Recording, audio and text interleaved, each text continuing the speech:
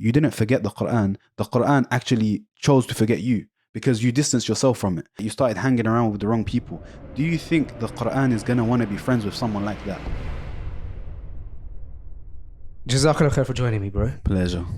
Thank you so much for coming down. I appreciate it. How is it, bro? Like, kind of in the space right now, creating content, it's a kind of a whole new world and new age of content now because things happen so fast. Like when we started Freshly Grounded, like almost 10 years ago, it was all right. You put out one show a week, you update people, and even Instagram was mainly pictures, not necessarily video and things like that. And now we're in like a whole new world where it's like content, and then balancing that with something like, your content being around Qur'an and stuff like that.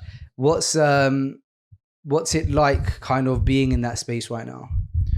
It's a good, even just starting off first 5 seconds with a strong question, but it's true. It's even when I see you guys from obviously having started Freshly Grounded from how many years ago, it's a completely different environment to the way social media works now, in a sense where before people would search on YouTube for what they want to see. They only specifically, your viewers will be people who want to see your content in a sense.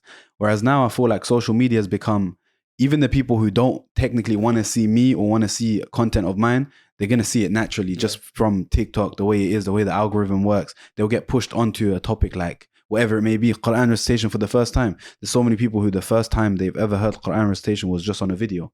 And so the times have changed a lot, but I feel like you guys have done a good job at adapting. And I feel like us as the new gen, in a sense, have to do that good job as well in adapting, because I was more used to your guys' type of content, the style of content that used to be back in the days, which I actually that's how I grew up, watching that type of content. Then growing up, you kind of see that, this style of content doesn't really work anymore, or the message that you're trying to perceive has to be said, has to be brought across in a whole different way. So it's like you got to make that adaptation, basically. I think anyway. Yeah, the other thing is you're dealing with like millions of views now, which is, it can be quite normal for somebody who even doesn't have a following to have a video get over 1 million views, and that must mess with your head, man. Like knowing that 1 million people are seeing something, and then knowing it becomes addictive. And I suppose that's like how social media algorithms are kind of like making it, right? Like the more you create, the more it rewards you, and then the more you have like this dichotomy in your own kind of head. But look, I don't want to talk too much about content because I know that like that's like probably like the most normal talking point for you is like, oh, you're creating content and it's about the Qur'an. How do you manage your intentions? How do you write digitally, get millions of views? And so I feel like you probably like answered that question so many times. And I actually heard you recently talk about that in a podcast. It was a podcast with Dawood actually, where you said like that's always going to be kind of like a lifelong question, right? Like, is social media good for you? Is it damaging? There's good in it, there's bad in it. And I think it's always going to be a discussion. But something else you mentioned in that podcast was something that kind of really intrigued me. And it seemed like a common theme in that episode was the conversation around your dad. And it sounds like he had a massive impact in your life. And he taught you guys Qur'an. And I found that really, really, really incredible. And I think that a normal question people would ask you is how you first fell in love with the Qur'an. But actually, I want to take it back and I want to ask you, where do you think it was that your dad first kind of fell in love with the Qur'an? Because really the trickle effect, what we're seeing now in Ibi Idris is really the effect of your father, right? The effect of Idris. So literally that's taking it all the way back. And I've had them conversations with my dad to kind of see like, where did his love from the Qur'an stem to then be able to say, all right, I want my kids to have this love. So for him, obviously growing up, we all grew up in London. So even my dad grew up in London as well. So he started as a normal person, just memorizing the Qur'an with the classes that are going on and things like that. And we was actually speaking about yesterday, funnily enough, the hardship that he had studying the Qur'an and how much easier it made my life because he went through the challenges and he just said, you need to do this, you need to do that, and you'll be good to go. So one of the examples was literally yesterday, what we were speaking about was he went to Egypt for the first time to study the Qur'an at 33 years old. So at this time, I was already a kid. My brother, I have an older brother who was also around 8 years old. So I was 8. So he was 8, I was about 4. So in that time, he took my brother with him to go and study the Qur'an. And so my brother being so young and being taught by my dad, for him to recite, it was quite easy for him to learn the different ways of pronunciation because he's a baby. So he's like a sponge soaking in all that information. But for my dad, it was a lot more harder because he's had 33 years learning the Qur'an to the style that gets taught here, which isn't the style that's 100% accurate. I mean, nowadays it's a lot more, but back then it wasn't as accurate as it is now in Egypt. So when he's learning, he is struggling to change his tongue, to change the way of pronunciation and things like that. So it's a lot more testing for him. And he was saying my brother would laugh at him and say, look, Dad, I can recite better than you right now. And then my dad would think, obviously, I just got to put in the work.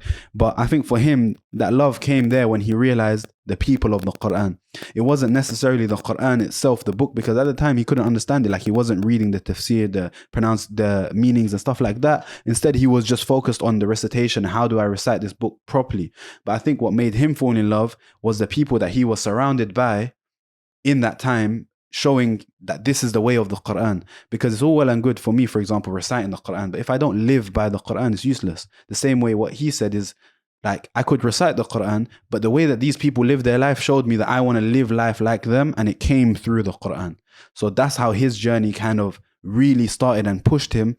And his teacher told him when he was doing his ijazah, when he was getting his qualification to recite the Qur'an, his teacher told him, I'm only going to give it to you if when you go back to London, you promise me you're going to make a Qur'an class.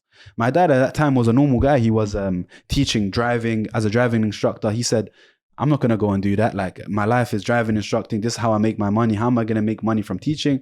And the sheikh told him, all right, go home. I'm not going to give it to you. And he said, okay, fine, I'll do it. He didn't know how to do it. He didn't know where to start. And then he came back home and he started it. And subhanAllah, I don't know officially the trials and tribulations he went through, but I do know that it was a long journey till where he's at now, till having taught me, my cousins, all of my family, he ended up teaching to make them Huffadh of the Qur'an. So his journey. How many people in your family did he teach? It comes so randomly. I can give you one scenario of someone messaged me the other day, maybe a few months before Ramadan, and they say your face on TikTok, and people think that I don't see the messages and stuff like that. I think everyone does see most of the majority of their messages. But the message was, Assalamu alaikum, my son was watching your TikTok and I saw your face and your name and it's very familiar. Is your dad so and so? I replied back, wa alaikum salam, yes, because obviously you're intrigued to know, why do you know my dad? And like, your son see me, you know my dad, what's going on? And then their reply was, I'm very good friends with your mum from a long time ago. I've moved to a different country now. They live in USA or something, but your dad taught me Hifdh, or your dad taught me the Qur'an. And it's like, honestly speaking, hand on my heart, anywhere I go and I meet someone, somehow someone will end up telling me every couple months, oh, your dad taught me. It's either your dad taught me driving or your dad taught me the Qur'an. Majority of the time it's the Qur'an, but they come to me and say, your dad taught me. And I'm just thinking, like, your kids are my age now and you're saying my dad taught you. And it's like, it just comes from random places, honestly, the amount of people that he's taught, alhamdulillah, to learn the Qur'an. And my cousins wise, I have hundreds of cousins, but I know specifically the ones in our Hifz class, at least minimum 50 to 60 in our close family. Like, I'm talking my dad's siblings, kids and things like that. All of us, we kind of have this like narrative, even in our, the family group chats of the extended family, it's called the Qur'an family, because majority of the people in the group chat are all Huffadh. So it's like, majority of the people have memorized the Qur'an. Your dad's still alive? Yeah, alhamdulillah. And I'll give him a long life. Yeah, and man, that's so incredible, because the fact that he at 33, I'm not far from 33, bro. And so to not have an ego at that time and decide to travel to learn the Qur'an properly as an adult, but then also to take your son and have that humility and know that you want that change for your family and be the first generation. That people often say you want to be the change that you want to see, you want to be the change that you want to see in the world, or even like you want to change your family lineage, right? I don't know if he had Huffadh before him in his family, but if he didn't, then he's the first of, inshallah, generations and generations and generations of Huffadh. And even then, like, teaching, not just yourself, but then your cousins as well. It's incredible, because I'm at that journey right now with my kids. My kids are 5 and 4. I have a 9-month-old as well, but obviously he's far too young. And I'm doing my kids' Hifdh with them. And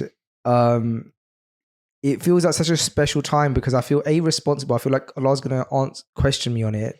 But also, bro, like, it's such a special moment between me and my kids when we do it. And I feel like I'm hopefully starting a new kind of chapter in our family lineage, right? Nobody 100%. in our family necessarily taught us Qur'an or like wanted us to become Huffadh. So now like doing it feels good. And on top of that, I've had thoughts of like, maybe I should bring their cousins in on it, because their cousins are the same age. Yeah. You know, they've got 11-year-old, they've got an 11-year-old cousin, a 9-year-old cousin, and then like, you know, a 6-year-old. So it's like a really good time. So I'm really, really inspired by your dad. Does he still also teach driving? Yeah, right now he still teaches driving. Okay. Yeah, right now. So he was teaching Hifz for many years. But one thing I can say is the method of learning back then is not the same as now.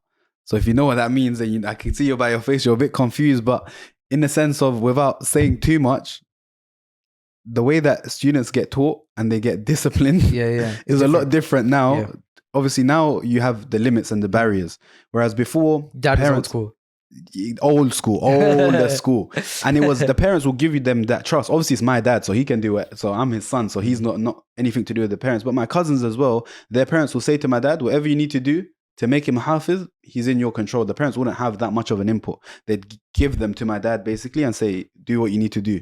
Whereas nowadays, it's a lot like, you know, my kid, he can't stay past 7 o'clock. He needs to go home. You made him face the wall. He's very upset. You can't do that. And then it's like you're meddling with the way that your child's learning the Qur'an. And so my dad was like, this method, I can't adapt to the new gen in a sense. He still does here and there online, helping people. Helping is always something that he does no matter what. But for him taking it full time, he's kind of slowed down a lot, and he's trying to pass the torch onto his sons, me and my brother, to now spread the Qur'an, but in a different way, in the new age way. Exactly what we were talking about earlier on, is that he done it in real life, having all these people and stuff. And what we do now is all online. Everything is online. And that's with Ibi Idris Academy. Yeah. Right now name changed to just Idris Academy. Idris Academy. Yeah. That's incredible. Was that intentionally honoring your dad? Exactly that. Because I only realized after that we're carrying on his torch from when he used to teach in real life to now us teaching online. So it was like, it's only right that this, as you were saying, the generational change for the generations to come can start now with me, with myself, inshallah. Like me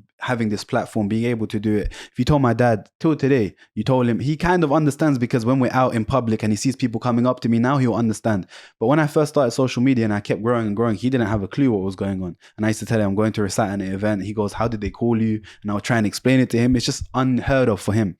But now I've kind of showed him, and I want him to be a part of the academy as well as it grows, to be like the guy that everyone comes to with a question, or how do I control this? How do I navigate through this? Because we're still learning as well. You know, with the Qur'an, you never, ever, ever stop learning. So we're still learning. We're still taking advice from him. So I thought it's only right to have the academy named after him, technically, because it's him who brought it on for us. Have you noticed your dad become softer as he's gotten older? Yeah, 100%. I think that's one of the moments that, like, I realized why he did what he did. Because growing up, he was very strict. And when I say very strict, some parents, they will look, and even yourself, because I feel like now it's more relatable for you being a parent, wanting to teach your kids hifz and things like that. But as an example, like, there was no such thing as PlayStation and stuff like that. Watching TV wasn't a thing. Sometimes if I wanted to watch the TV, I put it on for 10 minutes, turn it off. That's like the max I can do. And that would have to be when my dad's not there, because he will say, have you learned your Qur'an? Have you recited the Qur'an? I'd be like, I haven't yet, but I still will. So he was very, very strict. And with things like, I used to love playing football. Even with that, if I haven't did my Qur'an, I wasn't allowed to go play football. So there was strict discipline. But as I grew older, when I memorized the Qur'an at 12 years old and I started high school, secondary school, as I went through the years, he became less and less strict. I was slowly seeing that, you know, I'd come home, I'd push the boundaries a little bit, I'd test it, because I wasn't always the best kid as well. So I always used to try and get my way around. So he'd say, be home from school at 3:30. I'd push it 3:45. He doesn't say anything. Push it 4 o'clock, 4:15. But then during that time, I wasn't used to his strictness kind of upholding, like uplifting, basically. Yeah. So that's when I kind of took that turn in my life, not for the best. Because it went from having someone so strict, watching your every movement, making sure everything you do is perfect, to then finishing the job that he wanted you to do, and now having the arms up, like you can do kind of what you want. You're on your own now. And I took that and I ran with it as far as I could. And then it took me my own time to realize what I've done, what I'm missing out on, and how there was no benefit in the life that I decided to choose. But I feel like I needed to have the option, because if I didn't get to choose the life I wanted to live, I wouldn't be living this life right now. That's how I see it. But I think the other thing is that, like, the fact that you had that baseline, that upbringing in Qur'an, you, even if you went out far, you bounced back, right? And 100%. you knew where your baseline was. And so, we don't know, but a huge kind of reason for that could have been because of the fact that you were raised, in a practicing household and as a Huffadh. So that could have made a big difference. So, I know notoriously through your story that you memorized the Qur'an by 12 and then you had forgotten the majority of it. And then you rememorized yourself kind of later. The second time you memorized the Qur'an, was that completely solo? Was that your own techniques and stuff like that? So the second time was solo in the sense of it was my decision, but I went to like a boarding school. So I went to study it. But the decision on it had no impact from anyone else. It was purely, that's when the love and the fire from the Qur'an came back. So exactly your point is the point I always make to parents as well whenever they ask me, because some of the students' parents come on and they ask me questions like, I don't want to force my kids to do hifz when they don't understand. I want them to understand. But even for you, what I'd say is genuinely, if your kids don't understand right now, still help them. Oh no, I'm staunch on hifz, akhi. Yeah. There's like two opinions on this, right? I've noticed, because I speak to other, like I've spoken to a few different students of knowledge before I started my kids' like program with them. Yeah. And there seems to be two opinions. And it seems like fairly equal, right? Like one is like, just get the hifz in them. 100%. They can understand it later. Yeah. And another opinion is like, go soft, teach them the meaning, teach them reading and stuff. And I've chosen to go with the former. Like my kids, if they can read Qur'an, anything that they can read is because of us, is because of school. With the school that they go to, they teach them like reading and writing and Arabic language. And so it's from them, because I haven't taught them anything. Like I strictly am just getting the memorization in. And I started with like backwards from Juz Amma, right? Like when they were like 4 or 5 years old. And when I realized that they were getting it quite quick, the short surahs, I was like, why don't I try like doing the opposite, because they're like sponges right now. So then I didn't go opposite as in like Al-Baqarah, but I started from, Surah Naba. So like, okay, let's see if you can memorize a 2-page surah and then work downwards. So that's kind of where I'm at now. I'm working from like my oldest is on Surah Naziyat at the moment. So he's memorized like a bunch from like the end of Juz Amma, maybe like, I'm not sure how many actually now, to be honest. But then like at some point I was like, okay, let's go to let's actually start from the front. So smashed it. I can't remember what the original question was. I was asking you about the second time doing hifz. Yes, the second time doing hifz. Yeah, but I want to come back to this topic though, because I feel like the way you're doing it and exactly how you said the two methods is exactly the problem and the dilemma parents have. Yeah. And I feel like with podcasts especially, you don't just get youth watching it, you also get parents wanting to teach their kids. And I think having us two on, it works in the sense of you are saying it from your physical experience and I'm saying it from my experience as on the flip side, as like the flip side of how your kid may think at the time. Yes. So I think definitely they're not going to understand.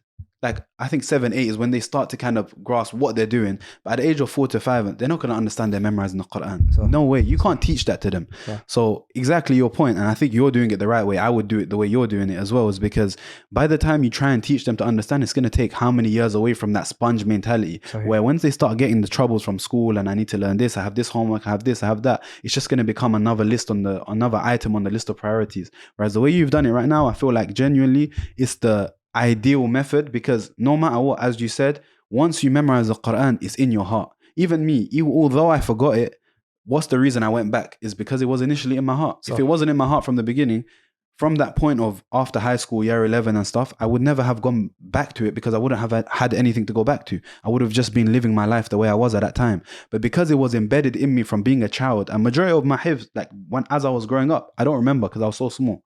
But I know that I completed the Qur'an. So I know that I can never let that go when I grow up. No matter how strong my iman was, it was just something that my parents embedded into me. So what you're doing with your children, like alhamdulillah, the way you're doing it, I hope that Allah keeps them sincere throughout their life and Allah makes them strong memorizers of the Qur'an. But the way you're doing it is to the point where when they memorize, let's just say they memorize at the age of 12 as well, and they finish the Qur'an. They're 13, 14, 15, 16. Their teen years when they learn about life. But if they have that foundation, the strongest foundation in this world is the Qur'an. There's nothing stronger. That the book of Allah, they have that foundation to always refer back to. You know that their life, inshallah, is going to be full of khair and barakah, purely because they can always go back to their Lord in a sense, through His words.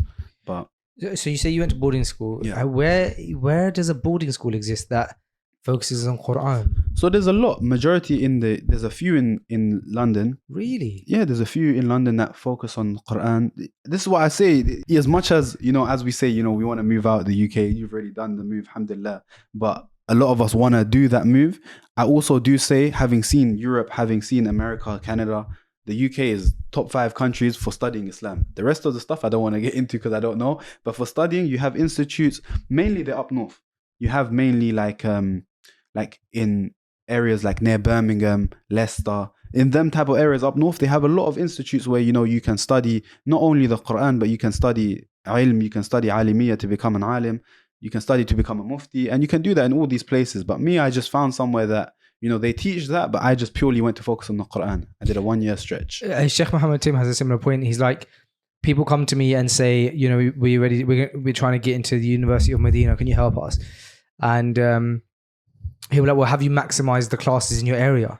100%. And then once you've done that, have you maximized the classes in your city or your country? Have you traveled from Birmingham to Dudley or whatever, or to Newcastle?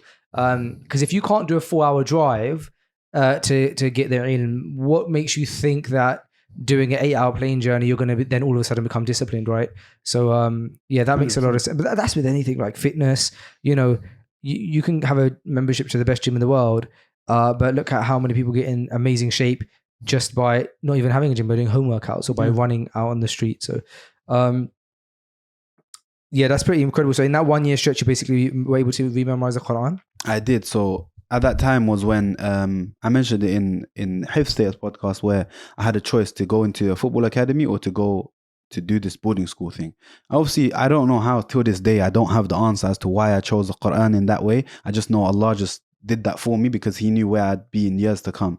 But I somehow chose the Quran, went to the boarding school and came back. And that exact same football academy that offered me the 2-year scholarship came and offered me the exact same scholarship again. Yeah, I heard that. So then after the year I did there, I rememorized the Quran basically. And in that year, I was a different human. Like even till this day, I don't know how I did what I did, but it was like, I would sit for 12 hours, full concentration, memorizing. And that's not normal in the sense of like, even me now, I can't sit for more than 1 hour in one spot memorizing. I'd need a break. I need half an hour, go get food, go out, freshen my mind and come back. In that year, I was so locked in, purely from du'as from my parents maybe, or from just Allah wanting to have the mercy on me to allow me to rememorize the Quran in such a short amount of time. But I went crazy, I'm not going to lie. I went in. And then after that year... Did you start from the front? I started from Baqarah. So after trialing all these methods of memorization from Mauritania to Palestine to all these countries that have their different memorization methods, I believe, in my opinion, obviously this isn't a way to do it, but this is just the way I teach my students and stuff like that, is to start from Juz Amma. So you do from the last 9 surahs and from Alam Tara till the end, and then you start from Amma Yatasa'alun till the end, then you start from Baqarah, and that's it. Then it's so incredible actually, because I'm pretty sure Alam Tara is where my son stopped at before I moved him to Nawa. Really? Yeah. That's the best way, because they learn the short surahs for their salah and stuff like that. Yeah. And then they can start the longer surahs, but not too long. And after Juz Amma, you go to Baqarah. Baqarah straight away. Start from Alif Lam Mim, because now their brain comes accustomed to every type of word that they're going to see from Juz Amma. So now when they start from Surah Baqarah, once they've finished Surah Baqarah and they continue, their new memorization is going to be so easy, because Surah Baqarah has everything. It's going to be hard. The hardest surah, I'd say, for new memorization to start with Surah Baqarah, because it's the longest, it's the biggest, it's got all the different words, all the different mutashabihat inside it, the confusing words and things like that. So once you've done that, everything's just going to be repetition in a sense. So I feel like if you go backwards, you've put them with the short ayat where, I'm a bit confused. How do I join this? How do I do that? Whereas from Surah Baqarah, you have mix. You have some short ayat, some long, so you can learn how to memorize. That's what I call the learning phase. And after that is where you just practice and where you can complete. So after Baqarah, does it get like a lot easier? 100%. It's like with anything. Comparing memorizing the Quran, you can compare it to so many worldly things nowadays, in the sense of not the Quran itself, just the aspect of memorization, like going to the gym, for example. The example that we used was, if you go to the gym for the first month or the first 2 months and you're doing all these new workouts, you're not going to have a clue how to actually do it. You're not going to feel what's hurting. The instructor's telling you, is your back hurting? You're going to say, no, my biceps hurting, because it's confusing. You're just doing as he says. But once you've done that first 3 months, that first Surah Baqarah basically, which should take 3 to 4 months or 5 months, depending on the student, obviously. But once you've done that, now you're like, okay, I know which muscles to focus on. I know which words are easy to memorize, which order to memorize them in, how long it takes me to learn a page, how long it takes me to revise my previous memorization. You become accustomed to it because you've done a whole chunk, basically. Sure. Whereas the short surahs, I feel like you get complacent because one surah, for example, would just be like very short ayat, and then you're like, I don't know how to memorize the next surah now because it's a whole different, it's longer ayat or it's more difficult words. So I feel like doing Juz Amma helps that part. Then Surah Baqarah, now you just got that middle chunk of the sandwich to finish, and it's just like you've got your tunnel vision now. You've done two hard parts, combine that now, and you've got an easy tunnel vision to now finishing the Qur'an. So, wow. Back to I want to talk a little bit about the academy because I want to understand it. So, the Idris Academy is. Did your brother teach there as well? Yeah. Okay, so this is like your main thing that you're doing, right? Yeah. And how are you specifically teaching memorization, or are you also teaching like tajweed and reading and things like this? So it's implementations of the sole core of it is to memorize the Quran. Okay. Then alongside memorizing the Quran, you have to have tajweed, because if you memorize the Quran and you're making mistakes like not saying aha and you're saying ha, you're no longer still memorizing the right Quran because you changed the words. Yeah. So the tajweed comes as an implementation to your memorization. So we do teach tajweed, and now we're starting to implement, because I've noticed a lot of the new generation, they get their motivation from style of recitation, sounding good in a sense. So I'm trying to adapt that to make it seem like they're learning how to recite in a better melody, when in reality I'm teaching them to recite with better tajweed. Sure. And the melody just comes naturally, because you don't go and study melody. I've heard students come to me and say, I want to go to Egypt and study to get a better voice. It doesn't work like that. You're asking, they don't know yet. Students don't know. They don't know what they want until you show them. Like, you want to memorize the Quran? Okay, we're going to do that. You want a better voice? Okay, let's learn tajweed. So I will switch from their narrative of getting a better voice to now, let's learn tajweed and let the voice follow, because that's exactly how it sounds and how it works. And what's the format of the academy? Is it Zoom calls? Is it like a course? Okay. How does it work? So it's very unique.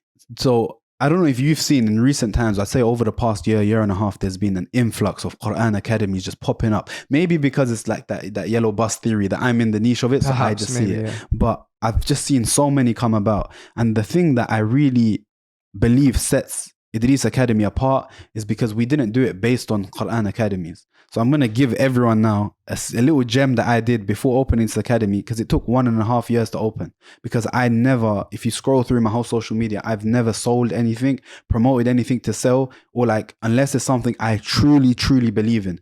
Like one of the first promotions that we did together was Tartil. Yeah. And I even remember when we spoke about Tartil, you were like, look, bro, I'm just trying to work on my academy, man. And I was like, and even when I was like, how can we help you? So he's like, just the academy. I was like, this guy's like tunnel vision focused on this academy, man, which is lovely to see. It's even with Tartil, the main reason why the promotion came handy and I used it is because in the academy I was promoting it. So it was like, I truly believed in it, that it worked. And the same with the academy, I wouldn't let something go out if I didn't have 100% faith that this benefits people. Do you still have a good relationship with those guys, Tartil?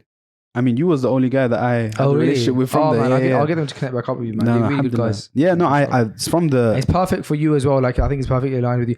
Dawood is probably a good shout for you, because obviously you know Dawood, and he's on the marketing team. So okay, yeah, Dawood is very good, brother. I've heard from him as well. People with shuyukh, that the way they speak about him, he wouldn't like me saying, so I'm not going to continue. But alhamdulillah, what a good brother. Amazing as well. Brother. But with the academy, the way it works is the format of the way I did it is very different. So growing up, trying to make money and trying to get into the industries of learning how to make money and things like that, I had a lot of friends in the trading space.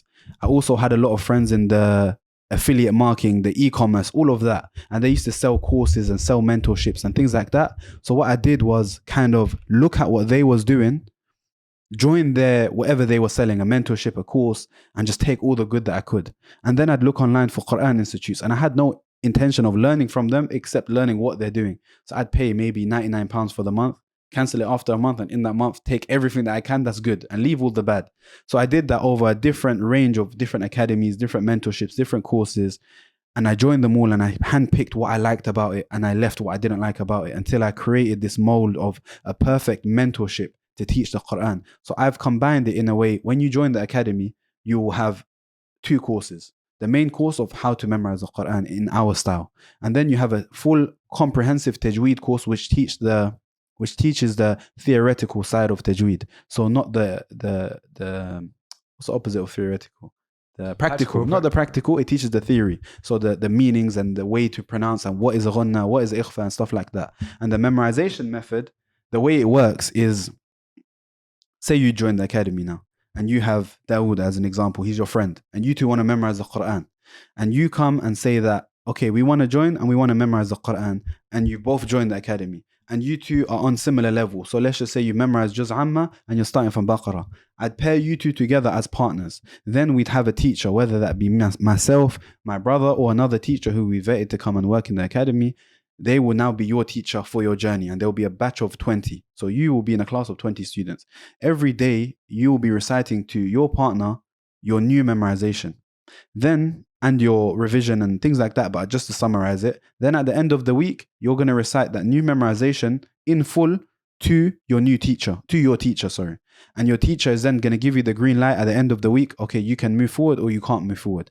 Then, let's just say after the week, you've known it well. Now you're able to move forward. But Dawood, unfortunately, hasn't known it well and the teacher hasn't passed him. Now he's going to be 1 week behind you, which then creates in us as humans that the term I use is al-munafs al-mamduha, like a healthy competition between 2 students. Now, Dawood's going to be annoyed that, oh no, I'm getting overtaken, I need to come back, basically. Now, the next week, he's going to work even harder to come back to you. And you guys keep having that competition. You keep having, someone to rely on to go back to as your partner, basically, who anytime you can text, you can call, you can communicate with. I'm struggling with this. I need your help with this. I need your help with that. And then if you both can't figure out the solution yourself, you go to the teacher. But I wanted to create that space where you don't just be able to go to the teacher and say, what's the answer to this? And he gives it to you. I want the students themselves to be able to figure it out. And if they can't, doesn't mean they're not going to get the answer. They can go to the teacher. But in that age is where they learn the most, where they're like, okay, Dawood might have the answer for you and you might have the answer for him, but you don't have the answer to your own problems, but you have the answer to each other's. That's why I like the idea of partnering, because my dad used to do that in real life. We used to go to the class and I'd be with my partner. I'd recite to him, he'd recite to me. We test each other. And that way, the whole ideology of it is the best of those are the ones who learns the Qur'an and teaches it. So in this time, you're learning the Qur'an and teaching it. So you're doing both. So then when it comes to the point where you finish memorizing the Qur'an, I want all the students from my academy to become teachers at the academy.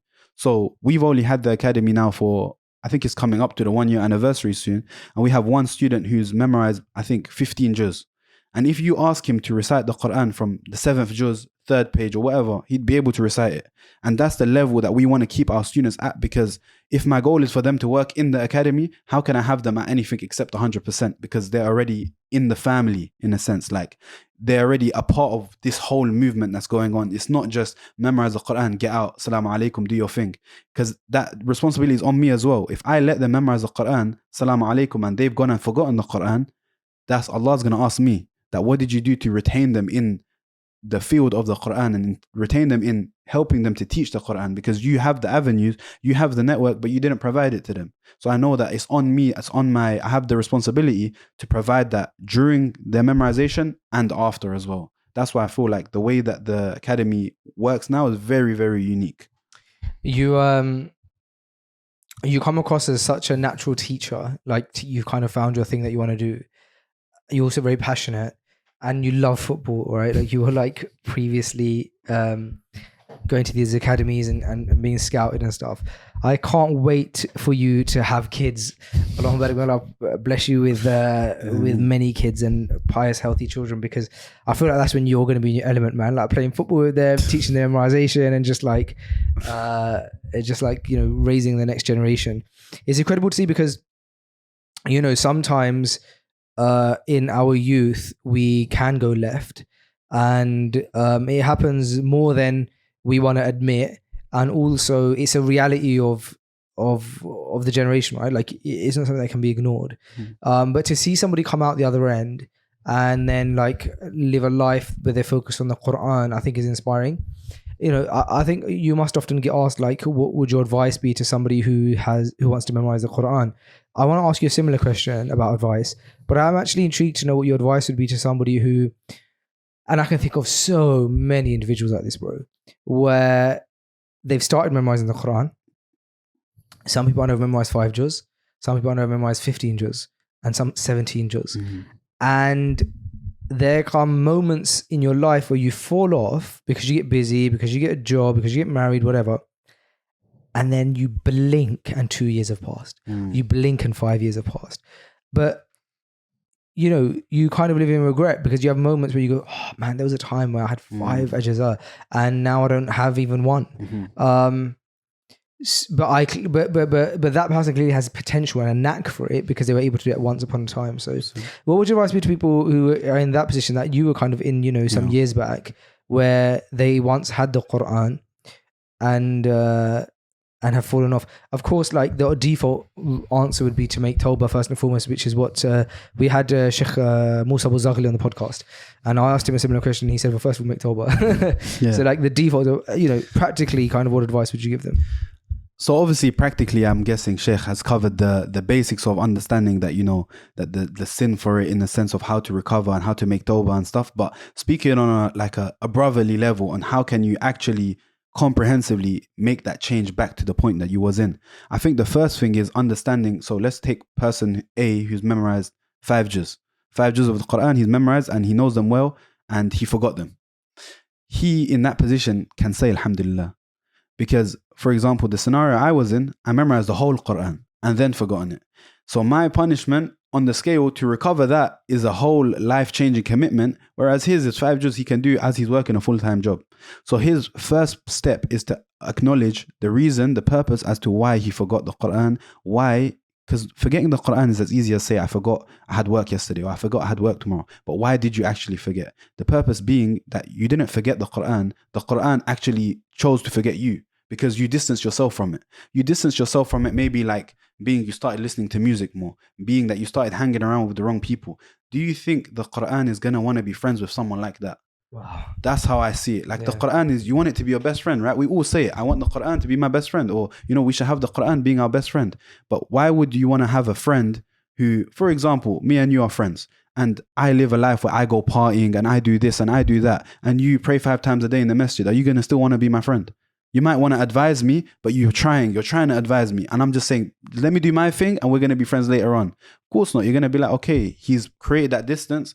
Now I have no choice but to continue that distance, basically. Same with the Quran. If you keep music in your life, you keep, doing the haram activities and hanging around with the wrong people. And this is where the biggest dilemma is, because people say, I'm not even doing haram. I live a life where I go to work, I go to the gym, I come home, and that's it. I don't do anything haram. Why did I forget the Quran?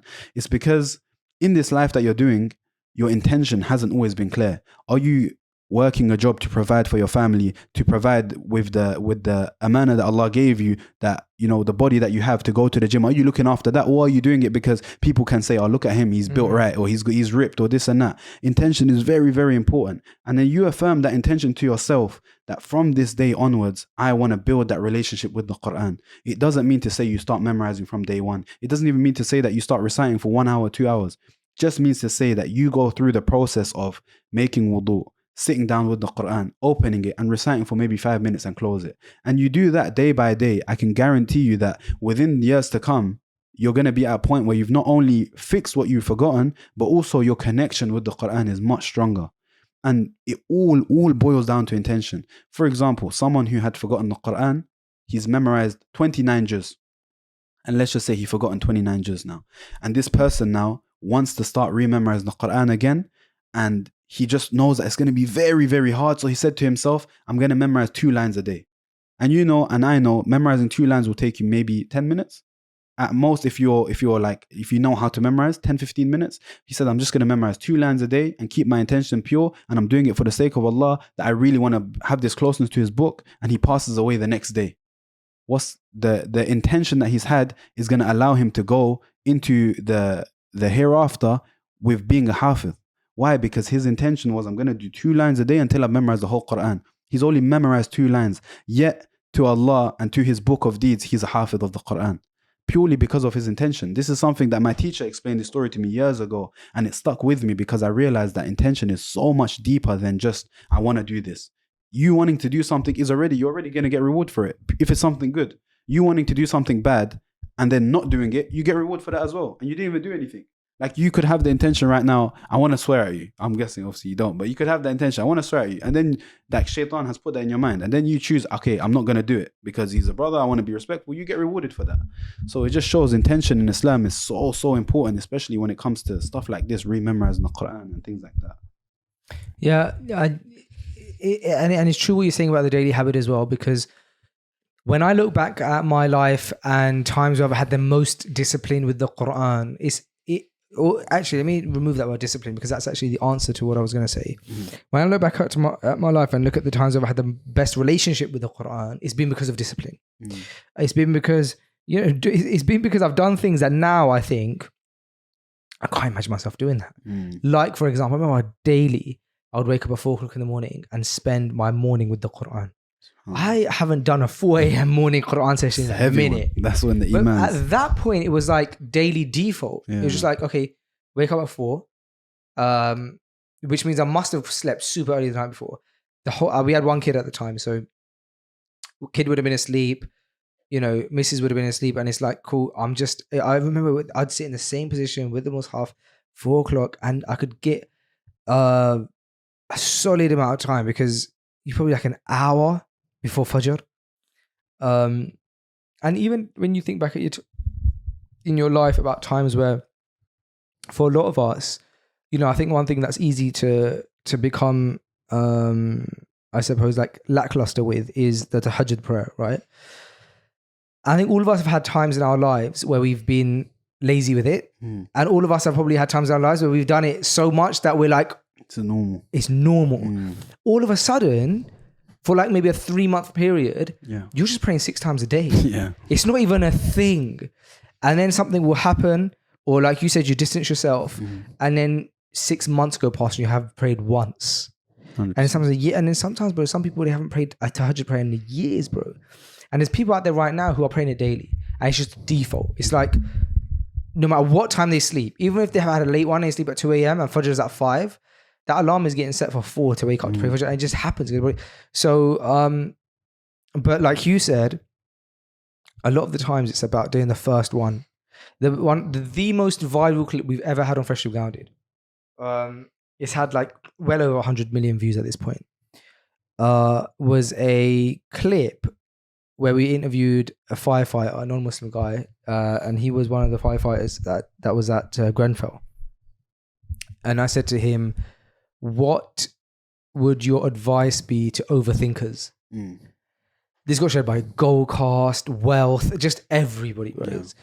And I said, what would your advice be to overthinkers? And he said, he kind of gave the story. There's a book called something like the Hare, the Horse, the Fox, and the Mole, something like that. I know. And it's a children's book, but they teach it even in like leadership meetings. And it's like really simple concepts written in a book. And at one point in the book, it's like an illustration book. At one point in the book, the boy says to the horse, he's in the forest, and he says, I can't see where I need to go. He said, I can't see where I'm going. And the horse says, well, can you see your next step? And the boy said, yes. And the horse said, well, then just take that. And that clip was the most viral clip. And honestly, when I heard it live in person, it changed my life. Because it resonates with everything, bro. Like, you think to yourself now, how do I be a person who the tahajjud becomes a regular? Well, just set your alarm for tahajjud tomorrow. Don't even if you don't wake up, even if your like body doesn't get you up and you miss it, your next step is set the alarm. Don't think about waking up. Just set the alarm, or just go to sleep early and set the alarm. And then what's the next step? You set it again the next day. Set it again the next day. Set it again the next day. Whatever those next steps are, but that's, I suppose, like in anything in life, how you end up getting that end result, right? Which is actually like becoming a Huffadh or learning. And so, it's pretty kind of like, it's always lovely having people like yourself on the podcast, because I think that it's a reminder of what we need to be doing. And also it's an inspiration, man, to see somebody so young, who had a great upbringing, who made some mistakes, but who also pulled it back. And we ask Allah to keep you steadfast and keep you firm upon the deen, on this like teaching of Qur'an, and put barakah in it for you. What are you focusing on kind of as we round up? What are you focusing on moving forward? Is it all hands on deck for the academy? As of right now, the academy is all tunnel vision, as you said. Like, my goal is to make it something that's never been done before, in a sense. But your point, even right there, just relaying that story that you just said to me, is something that even I've needed to hear. And this is what I love about taking that next step, because, for example, today's podcast, it was very like we never had the plan of this over 2 weeks ago, or over a week ago.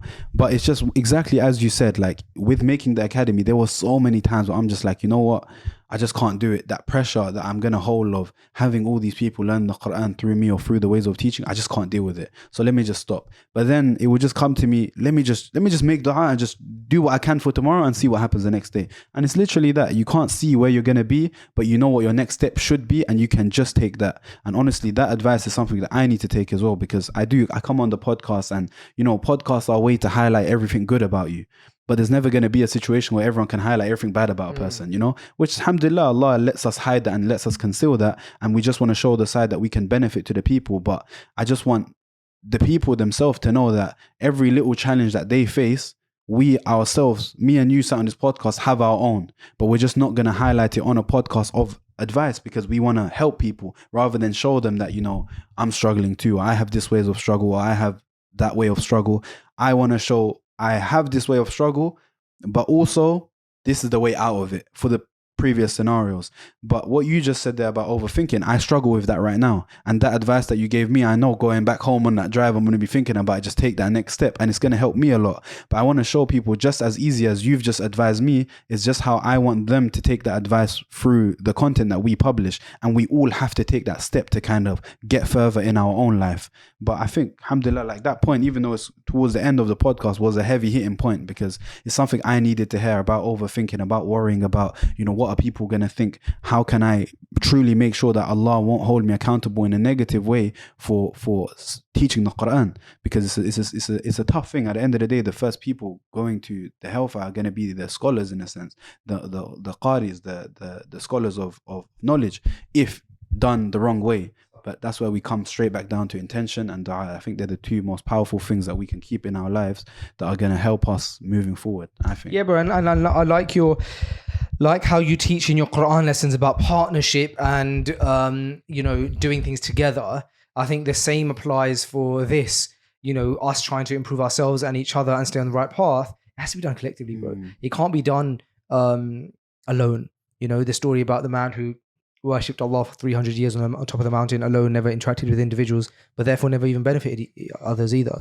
The same way, you know, we meet for things like this, the podcast, really, this is an excuse, this is a vehicle for Allah to connect us and for us to stay in touch. And, you know, the more friends you make that are, you know, on the same path as you, the stronger you get, right? The shaitan, when you're alone, is like this with you, and then when you're with somebody else, he's like this, and he's going further and further away, because, you know, together we are stronger, which, you know, as cliche as it is the truth. So yeah, man, inshallah, stay in touch. This is the first, hopefully, of many.